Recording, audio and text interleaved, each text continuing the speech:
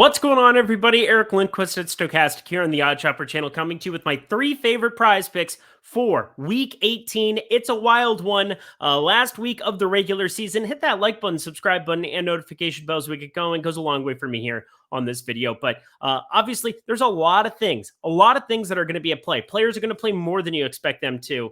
Players are going to play less than you expect them to. Certain teams might not have anything to play for. Some teams have everything to play for. A wild, crazy week is ahead of us, and lines are going to constantly be changing according to what teams are playing for. So I want to get that out of the way right away. So anything that I'm talking about right now, the night before coming into this Sunday football game, letting you know things might change drastically. So I'll go through a couple of examples on things that I'm going to be paying attention to that I might be adding to my card, making separate cards. But I'm going to give you my three favorites as it stands right now. Don't forget, use promo code Stochastic. Get yourself $100 first match deposit bonus right now. Deposit 100, get 100 from them. Deposit 50, get 50 from them, so on and so forth. A great way to build your bankroll. Get some free money to work with right from the get-go here at PrizePicks. But we're putting player props together. We've had four straight smash winning weeks. Gone 3 for 3, 4 straight weeks. Can we make it 5?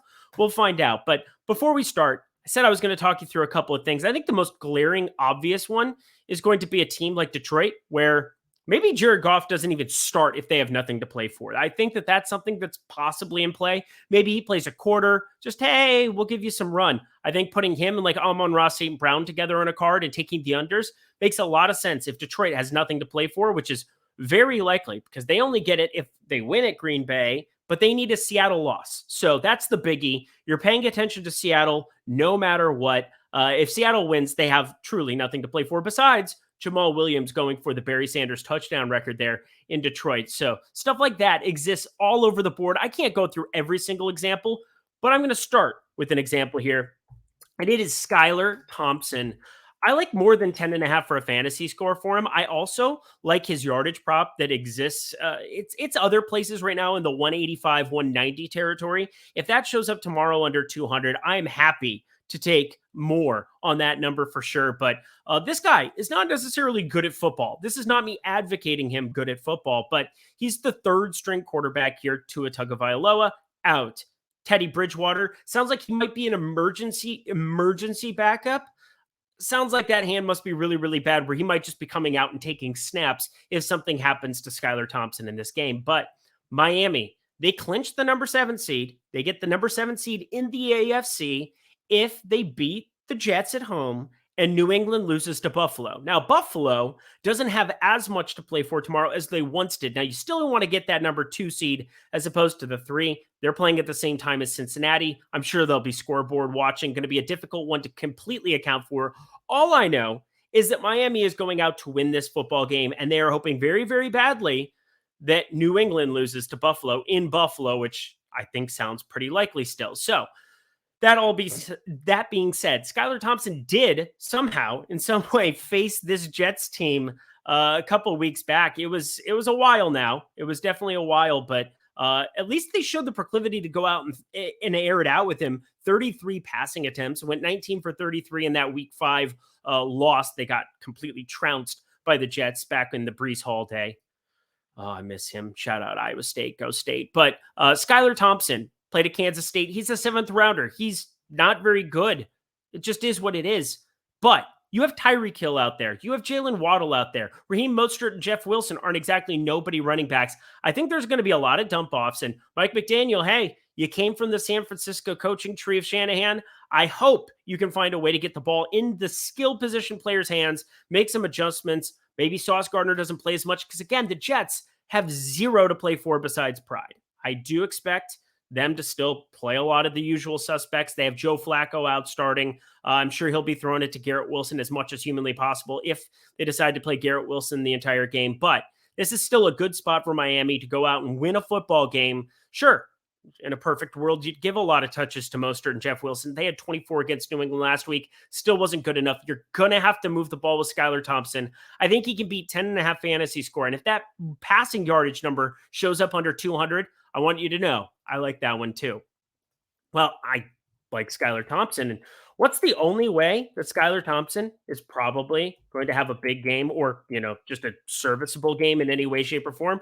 Why? It's correlating him with Tyreek Hill, of course. And I like this 70.5 receiving yards number. I like it a little bit more than the 15.5. This starts getting you into, a spot where, I guess 6, 7 catches, 70 yards. That's still going to fall a little bit short, probably end zone, a little touchdown reliant here. Whereas this number, I think, is just too low. It's about 10 yards too low as it stands. But the big thing is that this correlates with a prop that I think is way too low, and that's 10.5 for a fantasy score for a quarterback. Just about any quarterback. You throw Nathan Peterman out there at 10.5. You throw a couple of these quarterbacks and you start hanging up this low of a fantasy score. Quarterback distribution of position. I know we've seen the Josh Allens of the world. I know we've seen the Jalen Hurts of the world who just smashed the position, put up 30, 35, 40. Patrick Mahomes goes in that conversation too. But Skylar Thompson has enough that he can do with his legs. And Tyreek Hill, I think they just pepper him and try to get him an opportunity to win this football game. I like him. I like getting some Waddle exposure too, to putting the receiving yards all together. Because again, it's the one team in this early window that I know is going to be playing straight up football. I was looking at shorting J.K. Dobbins rushing, but again, Baltimore and Cincinnati, they are in an absolute dogfight. Something where I think both teams are looking to win. The Chargers might have nothing to play for. They don't even have Chargers props available. They don't even have Justin Jefferson props available as it is right now. So these are things you're going to have to pay attention to tomorrow, because there's going to be an opportunity. Yeah, look, all Josh Allen, no Justin Jefferson, no Keenan Allen props, no a lot of the major wide receivers you're looking at right now that would have just huge range of outcomes if you said, hey, pick a number right now on Saturday night. So throwing it out there, coming into Sunday, pay attention to those things because there is a ton of money to be made. Now, it's weird because I targeted Skylar Thompson and I targeted Tyreek Hill. And one thing that kind of expect to happen is that I expect Buffalo to still go out and try to win that football game, lock in the 2 seed. 2 home games are better than 1, that's for sure. You play the 3 seed on the road, probably going to be Cincinnati, probably going to be a neutral field or something. Regardless, what you're looking at here is you're looking at avoiding a lot of the controversy here. And one way that I think Miami keeps going crazy, that being Miami's still trying really hard, because if New England goes up by 21, maybe they just pump the brakes, take Tyreek Hill off the field. But I like more than 0.5 interceptions here for Mac Jones. You get a Buffalo defense that I just expect them to come out and play really, really hard. We all know what kind of a week it was. So happy to see all the progress that's happened here for DeMar this week. Just really, really exciting stuff for DeMar Hamlin. And I'm sure this Buffalo crowd, this Buffalo team is going to be out of control. And this is just an investment in that defense. They've had 14 picks here on the season. So, just averaging a little bit less than 1 per game. But this is a New England team you would expect to be behind. They're 7.5-point dogs. I expect even if Buffalo is scoreboard watching and something happens to Cincinnati, that they're playing this game straight up for a majority of it. And that means you're going to have all of your major defensive pieces out there as much as you humanly possibly can.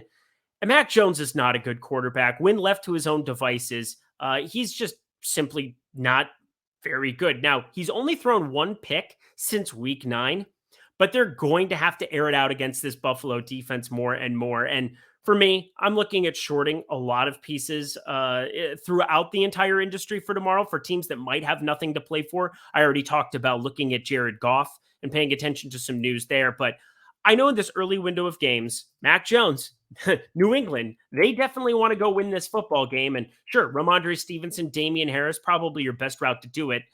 But if you're behind, you are out there chucking it. And if you're out there chucking it as Mac Jones, life is going to be a little bit difficult against this high-octane Buffalo defense. So there you go. New England, they clinched the 7 seed. They got to beat Buffalo. And then they could actually also get in if Miami loses and Pittsburgh loses, because Tennessee lost today. But all things considered, they're going out to win this football game. And Mac Jones probably going to have to throw it a little bit more than they would like in this spot. So there you go. Those are my 3 prize picks, all from that 10 a.m. on the West Coast. There you go. 1 p.m. on the East Coast time slot. We got Skylar Thompson, more than 10.5 fantasy score. Tyreek Hill, more than 70.5 receiving yards. And Mac Jones, more than 0.5 interceptions. Let me know in the comment section below what you think of my plays. Again, that entire afternoon and evening slate is so wild. I didn't want to give you anything that I wasn't completely positive was going to be set up for success. That's why you have 3 games from the early window. But I'm telling you, your best opportunity to make a lot of money tomorrow is to be paying very close attention to everything as it progresses. Who's playing for what numbers are posted, trying to be reactionary over at PrizePicks. These numbers are going to change. Once you lock it in, get yourself that massive payout. You can play up to 6 players in a piece there, but 3 correct, 5x payout. This is a kind of mini correlated opening window of games here, because again, if Miami has to pump the brakes because they're going to play straight up no matter what. That's the nice part about this. So enough about that. I will be covering the entire slate on NFL Live before lock tomorrow on the Stokastic YouTube channel. Check me out there. I'll also have a betting card that you can find. Sign up in the premium description box below for the premium Discord. We've got so much great stuff going on here at OddsShopper, at Stokastic, so take advantage of all of it. Whew, I'm going to get myself out of here. I'm Eric Lindquist. Best of luck. Week 18 in the NFL streets tomorrow.